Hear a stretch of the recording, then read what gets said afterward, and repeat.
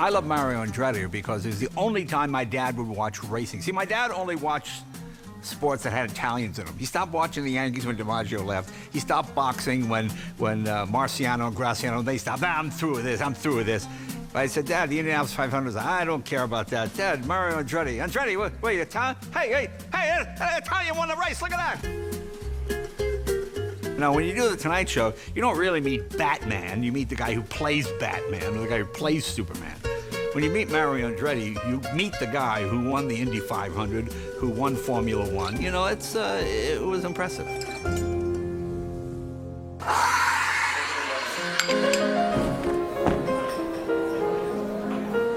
That's it.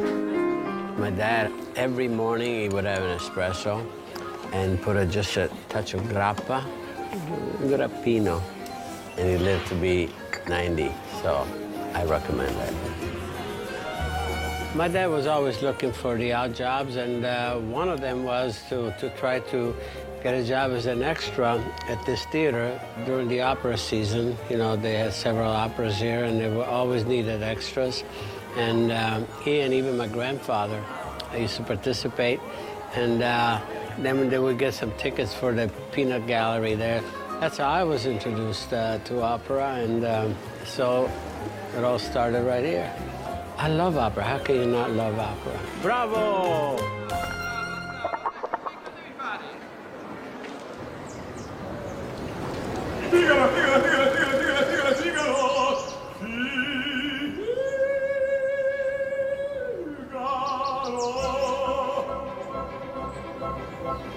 When we arrived here in Lucca, here's what we found. Track with the turn, just like we had in Montona. Part of our learning process. The real thing really began right in this garage. Aldo and I used to just hang out here, and the owner sort of took a liking to us. One was Beppe Biagini and Sergio Seggiolini, and they taught us how to drive.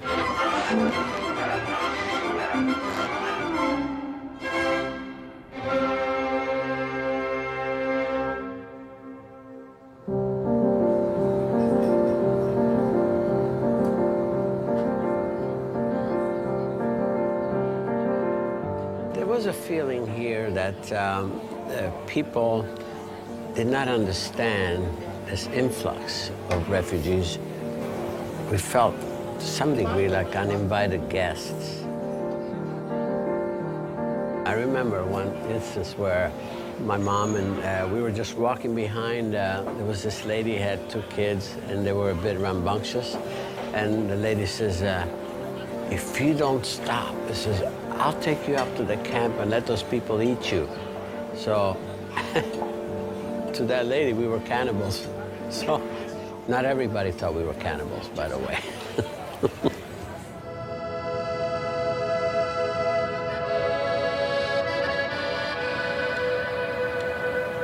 So, basically, from 1948 to 1955, this was home for us. This is when we arrived, after we left Montona. And there's a plaque here, actually, that officially this built. I love that. That's for my announcement. Midday.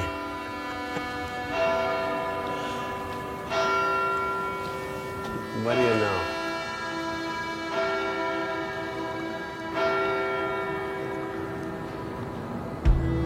Here's what it says.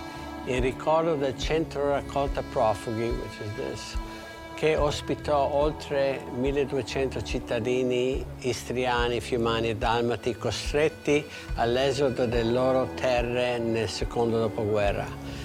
Qui essi con dignità e silenzio patirono un duro esilio. Over 1,200 people is what was estimated. To me, it seemed like 5,000, but come on in.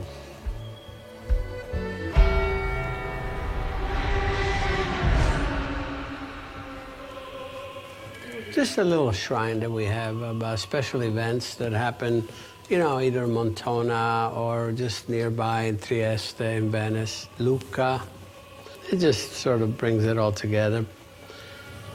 This was the boat, Conte Biancamano. This is the boat that we came over with. And I'll show you, we have the tickets. That's a ticket, biglietto di passaggio, classe turistica. It was not first class, by the way. The 5 of us. I can't believe it, my dad saved all these and just happened to have it, so. This is a document that shows that my dad had to relinquish the land that he owned, the home and everything, to the Yugoslav government. And then supposedly there was going to be a compensation for that, which, you know, basically never arrived. But so this was it. And then from there we just, we left and then life began.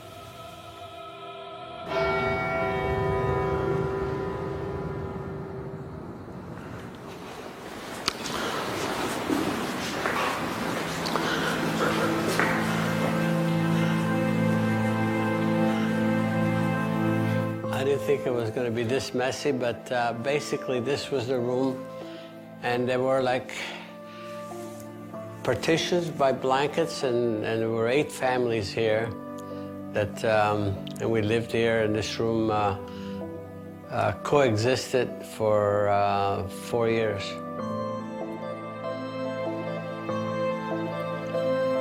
It's hard to really believe that this was actually part of my life. It's hard to believe that even this happened, quite honestly.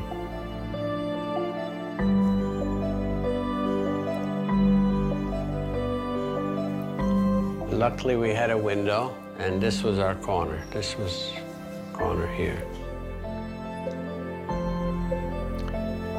I remember that my sister, you know, had a bed right next to an old man that, you know, was having his issues. Was a heavy smoker, so he was coughing a lot. So it wasn't very pleasant. But as you can imagine, you know, it's so many people living just this, you know, pretty small.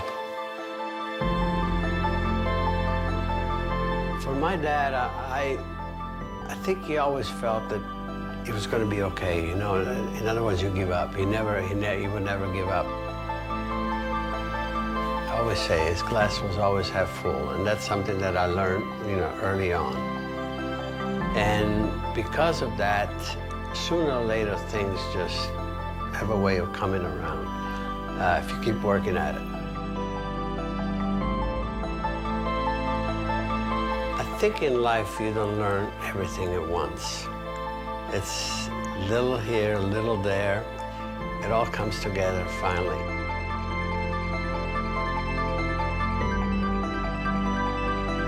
You know, for us, could we have ever thought that what life was going to bring for us later on, as far as being able to realizing our most ambitious dreams and everything, coming from here, from this, something gave us hope, something gave us a zeal to just go for things.